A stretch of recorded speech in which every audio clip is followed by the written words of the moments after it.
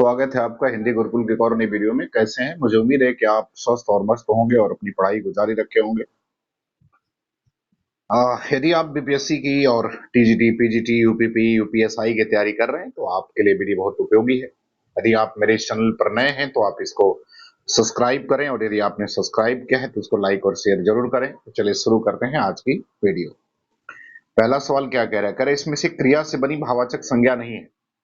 पहला ये बताना है कि इसमें से क्रिया से बनी भाववाचक संज्ञा नहीं है, मतलब इसमें आपको कमाई, लड़ाई, पढ़ाई और भलाई, ये चार भाववाचक संज्ञाएं दिख रही हैं। आपको ये बताना है कि इसमें ऐसी कौन सी भाववाचक संज्ञा है जिसका निर्माण जो है क्रिया से नहीं हुआ है। बाकी तीन का क्रिया से हुआ और एक का क्रिया से नहीं हुआ है। तो आपको ये बताना है। और हिंदी में भाववाचक संज्ञाएं जो है बनाने के कुल 5 प्रकार हैं। संज्ञा, सर्वनाम, क्रिया, विशेषण और अव्यय से भाववाचक संज्ञाएं बनाई जाती हैं। तो आपको ये बताना है कि कौन सी जो है इसमें क्रिया से भाववाचक संज्ञा नहीं बनी है। तो बच्चों, क्रिया से जो भाववाचक संज्ञा नहीं बनी है वो चौथा होगा भलाई। भला शब्द विशेषण से बना हुआ है, बाकी जबकि तीनों जो है वो क्रिया से बनी हुई है। चलिए दूसरा देखते हैं क्या कह रहा है। कह रहा है आभरण और आमरण शब्द युग्म का सही अर्थभेद है। तो आपको ये बताना है कि आभरण और आमरण इस शब्द युग्म का सही अर्थभेद क्या है। एक कह रहा आभूषण अनशन, दूसरा कह रहा है कि भरण पोषण जीवन पर्यंत, तीसरा कह रहा आभूषण मरण पर्यंत और चौथा कह रहा मृत्यु पर्यंत और आभूषण। तो आपको ये बताना है कि इसका सही अर्थभेद क्या होगा। तो देखो बच्चों, आभरण का मतलब आभूषण होता है और आमरण का मतलब होता है मरण पर्यंत या मृत्यु पर्यंत तक। तो दूसरे का अर्थ क्या हो जाएगा? दूसरे वाले का हो जाएगा तीसरा हो जाएगा। दूसरे का क्या होगा?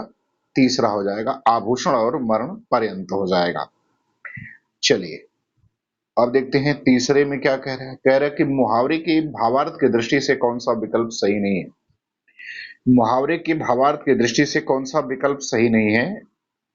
पहला कह रहा है बाल की खाल निकालना, बहुत परिश्रम करना। दूसरा कह रहा है कलेजा ठंडा होना, शांति या संतोष प्राप्त होना। तीसरा कह रहा है कमर कसना, अच्छी तरह तैयार होना और चौथा कह रहा है फटेहाल होना, मतलब बहुत गरीब होना। तो आपको ये बताना है कि भावार्थ की दृष्टि से इसमें से कौन सा विकल्प जो है वो सही नहीं है। तो बच्चों, भावार्थ की दृष्टि से अगर देखा जाए भावार्थ की दृष्टि से तो पहला वाला सही नहीं है।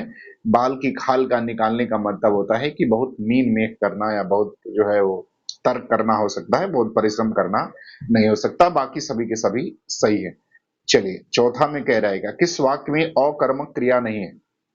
आपको ये बताना है कि किस वाक्य में अकर्मक क्रिया नहीं है। तो चौथा का बताना है किसमें अकर्मक क्रिया नहीं है। पहला कह रहा है बच्चा गहरी नींद में सो रहा है। दूसरा कह रहा है मजदूर छाया में सुस्ता रहा है। तीसरा कह रहा है कि बालक पतंग उड़ा रहा था और चौथा कह रहा है कि दो छात्र बातें करते हुए जोर जोर से हंस रहे थे। तो आपको बताना है कि किसमें अकर्मक क्रिया जो है वो नहीं है। आपको बताना है कि इसमें जो है अकर्मक क्रिया नहीं है। तो बच्चों देखो, अकर्मक क्रिया जो है वो तीसरे वाले में नहीं है। बतख उड़ा रहा था ना, उड़ा रहा था, ठीक। तो उड़ाने का कार्य कर रहा है, तो इसमें जो है वो अकर्मक क्रिया का प्रयोग नहीं है। ठीक, अगर उड़ना लिख दिया जाए ना, उड़ाना को हटाकर अगर उड़ना लिख दिया जाए तो उड़ना अकर्मक क्रिया है। और चूंकि यह अकर्मक से प्रणर्थक बनी हुई है इसलिए यह क्या हो गई है? सकर्मक क्रिया हो गई है। तो चौथे का उत्तर तीसरा सही हो जाएगा। चलिए पांचवा में क्या कह रहा है। कह रहा है किस वाक्य में कर्म कारक नहीं है। आपको ये बताना है किस वाक्य में कर्म कारक नहीं है। पहला कह रहा है बालक रोते रोते सो गया। दूसरा कह रहे ग्वाला गाय दुहता है। तीसरा कह रहा है कि माँ बच्चे को सुलाती है और चौथा कहता है कि राजा ने ब्राह्मण को बुलाया। तो आपको ये बताना है कि किसमें कर्म कारक नहीं है। तो आपको ये बताना है कि किसमें कर्म कारक नहीं है। देखो बच्चों, दुहना, सुलाना, बुलाना, पुकारना, अगर क्रिया के साथ ये लगे हुए हों तो ये सब कर्म कारक होते हैं। तो दूसरा, तीसरा और चौथा कर्म कारक हो जाएंगे और पहला कर्ता कारक हो जाएगा, इसलिए पहले वाले में कर्म कारक नहीं है। तो पांचवें का उत्तर जो है वो पहला सही हो जाएगा। चलिए छठवां में कह रहे कि दाल में कुछ काला होना मुहावरे का भावार्थ है। कह रहे दाल में कुछ काला होना मुहावरे का भावार्थ है। दाल जल जाना, दाल में कुछ गिर जाना, दाल का छौंक जल जाना या आशंका या संदेह होना। तो आपको बताना है कि दाल में कुछ काला होना मुहावरे का भावार्थ क्या होगा। तो बच्चों, अगर दाल में कुछ काला होना मुहावरे का भावार्थ देखें तो चौथा सही होना, चौथा सही हो जाएगा आशंका या संदेह होना। ठीक है। चलिए सातवां देखिए क्या कह रहे हैं। कह रहे किस विकल्प के सभी शब्द विशेषण से बनी भाववाचक संज्ञा है। तो आपको ये बताना है कि इनमें से कौन सा ऐसा विकल्प है जिस विकल्प में सभी के सभी शब्द जो है वो विशेषण से बने हुए भाववाचक संज्ञाएं हैं। पहला है महत्व, सौंदर्य और प्राथमिकता। दूसरा है मनुजत्व, स्वास्थ्य और नैतिकता। तीसरा है छुटपन, लड़कपन और धार्मिकता। और चौथा है धैर्य, गौरव और पशुता। तो बताना किसमें है कि विशेषण से बनी हुई सभी भाववाचक संज्ञाएं हैं। तो बच्चों इसका उत्तर हो जाएगा पहला, क्योंकि पहले में सभी के सभी जो है वो महत्व, सौंदर्य और प्राथमिक से जो है वो भाववाचक संज्ञाएं बनी हुई हैं सभी के सभी विशेषण शब्दों से। तो सातवें का पहला हो जाएगा। चलिए, आठवां में कह रहा है कि इसमें इनमें भाववाच्य से संबंधित वाक्य है। आपको ये बताना है कि इनमें भाववाच्य से संबंधित वाक्य कौन सा है। ए, पहला है सर्दियों में रोज नहाया नहीं जाता। दूसरा, वृद्ध आराम से बैठ नहीं सकता। तीसरा है लोग खुलकर हंस रहे थे। और चौथा है रामचरितमानस ग्रंथ तुलसी द्वारा लिखा गया है। तो आपको बताना है कि इसमें कौन सा वाक्य जो है वो भाववाच्य से संबंधित है। देखो बच्चों, इसमें उत्तर जो हो जाएगा वो पहला हो जाएगा, ये भाववाच्य से संबंधित वाक्य है। जबकि दूसरा जो है इसमें कर्तृवाच्य है, तीसरे में भी कर्तृवाच्य है और चौथे में जो है आपका कर्मवाच्य है, जबकि पहले में भाववाच्य है। तो पहला उत्तर आठवें का जो है वो सही हो जाएगा।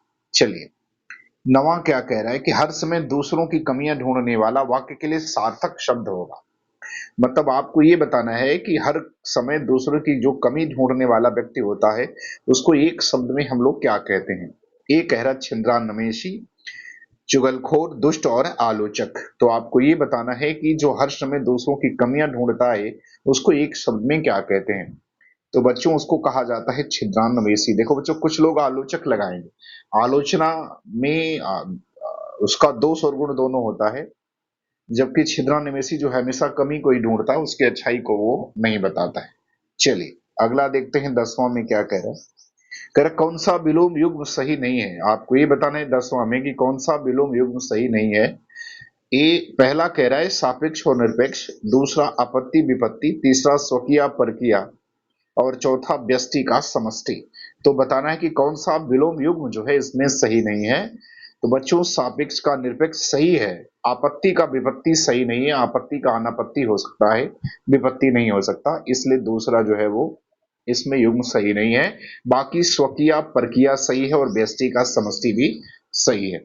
चलिए, 11 में कह रहा है कि इनमें कौन सा विलोम शब्द युग्म सही नहीं है। तो आपको 11 में भी ये बताना है कि कौन सा विलोम युग्म सही नहीं है।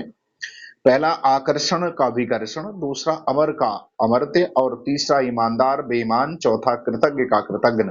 तो इसमें भी आपको ये बताना है कि कौन सा विलोम युग्म सही नहीं है।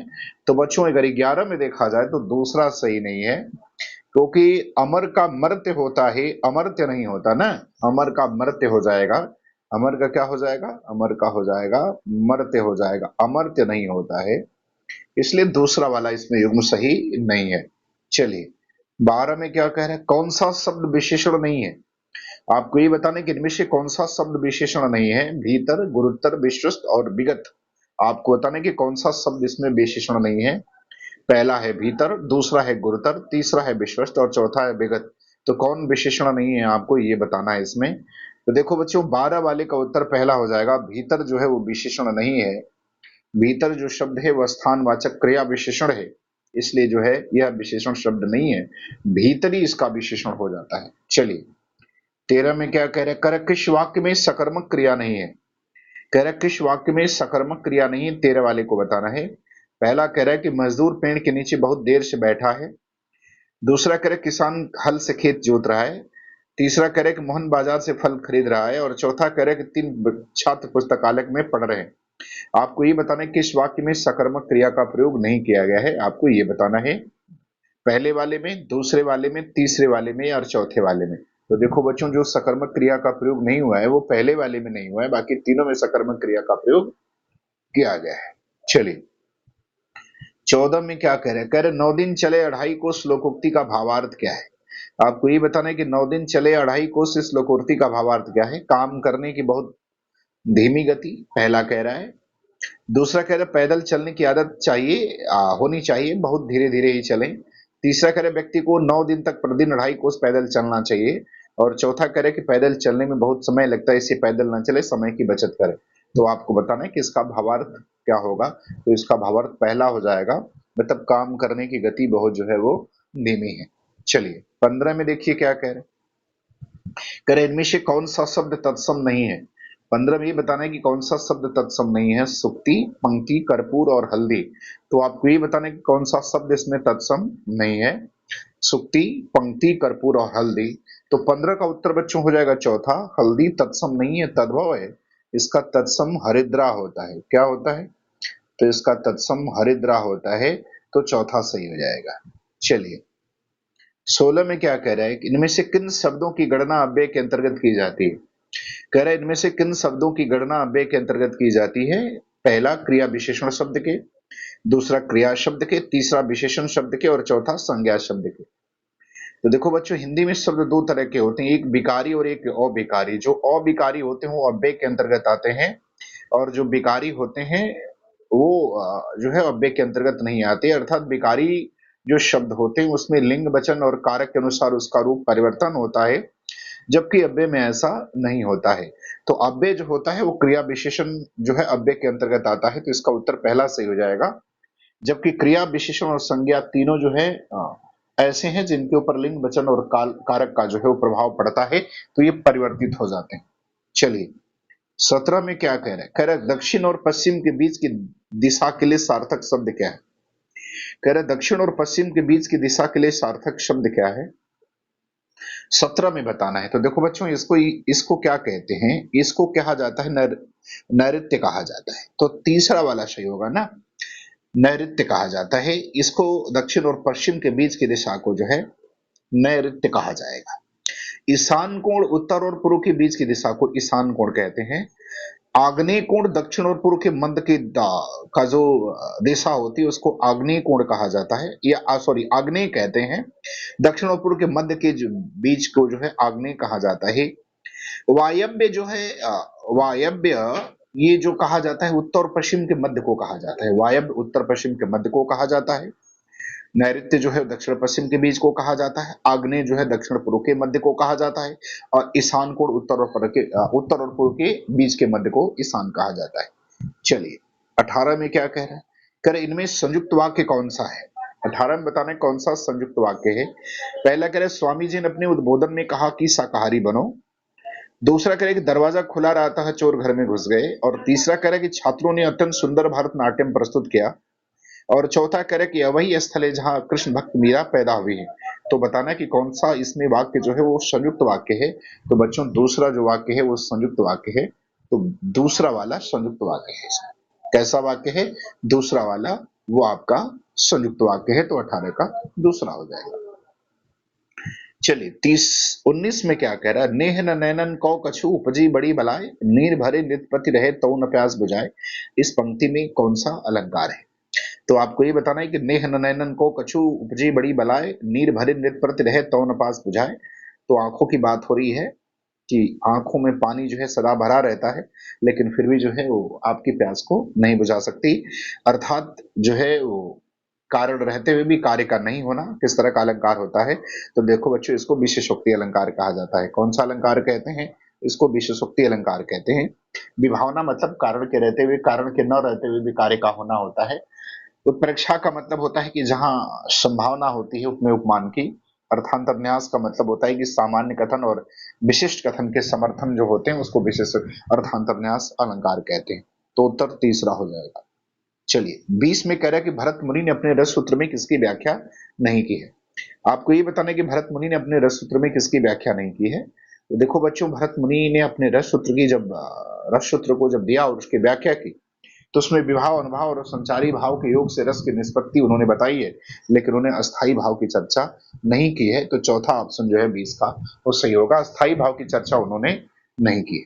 चलिए कर किस विकल्प के मुहावरे का भावार्थ गलत है। आपको ये बताना है कि किस विकल्प के मुहावरे का भावार्थ जो है वो गलत है।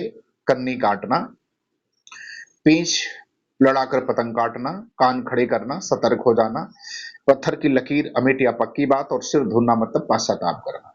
तो आपको ये बताना है कि इसमें किस मुहावरे का अर्थ जो है वो गलत आपको दिखाई दे रहा है। तो देखो बच्चों पहले वाले का है कन्नी काटना। कन्नी काटना मतलब मना कर देना या चला जाना दूसरी तरफ। हाँ, लोग नहीं कह रहे गाँव में, अरे उसे काम करनी तो कन्नी काट गेले, कन्नी काट मतलब ठीक। चलिए, तो पहला सही हो जाएगा, इसमें गलत है, बाकी सभी जो है वो सही है। चलिए, 22 में कर इनमें से वर्तनी की दृष्टि से सही शब्द है। तो आपको 22 में ये बताना है कि वर्तनी की दृष्टि से कौन सा शब्द सही है। ए पड़ोसी, बी दूसरा दंपत्ति, सी निपुर और ती शताब्दी।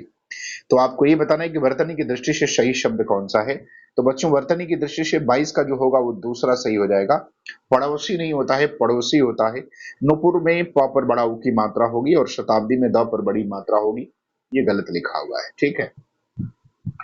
चलिए, अगला देखते हैं। इनमें तद्भव शब्द है, आपको ये बताना है कि कौन इसमें तद्भव है। बजरंग, मिष्ठान, पकवान और सुरंग।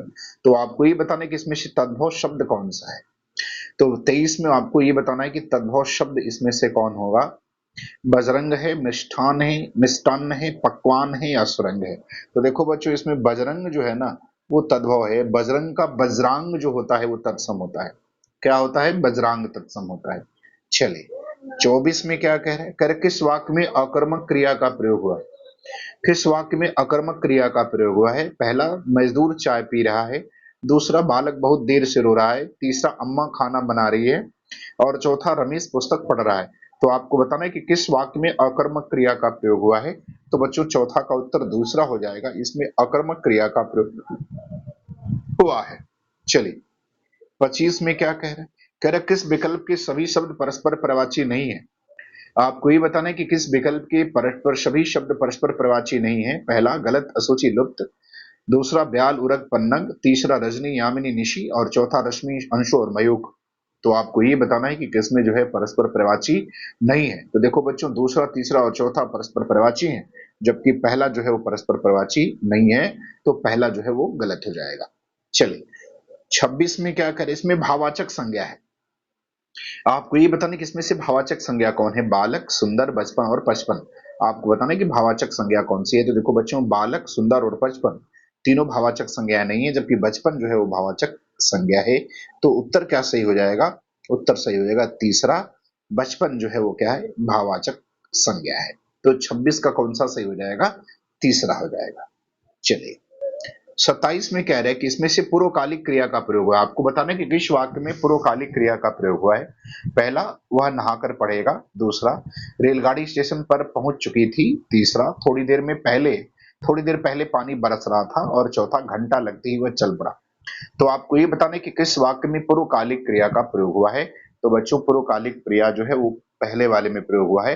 पूर्वकालिक क्रिया का मतलब होता है कि एक क्रिया करने के बाद दूसरी क्रिया करना।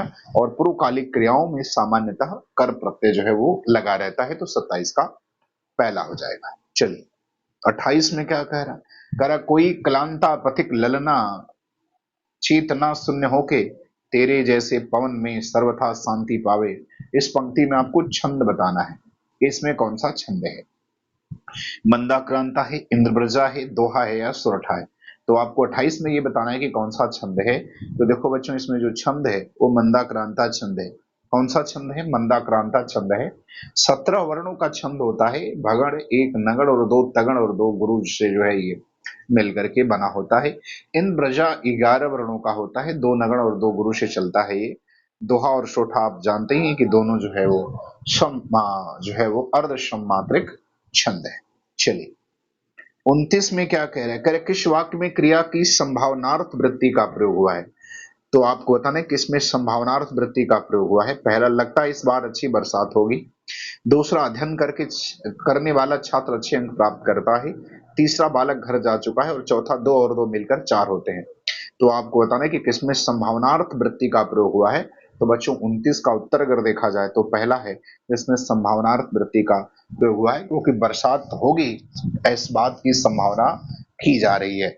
चलिए, और आज का अंतिम सवाल 30वां, कह रहा किस वाक्य में कर्मवाच्य नहीं है।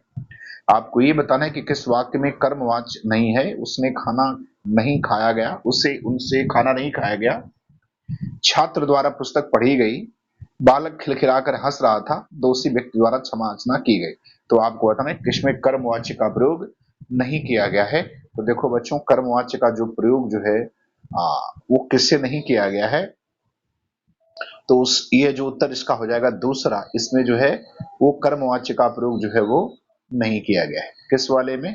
तो दूसरे वाले में जो है वो कर्मवाच्य का प्रयोग नहीं किया गया है। बालक खिलखिलाकर हंस रहा था। ठीक, तो इसमें किसका प्रयोग नहीं किया गया है? कर्मवाच्य का प्रयोग नहीं किया गया है। ठीक, तो ये आज के प्रश्नों की सीरीज रही, और यदि आपको वीडियो अच्छी लगे तो आप इसको लाइक शेयर और सब्सक्राइब जरूर करें। धन्यवाद।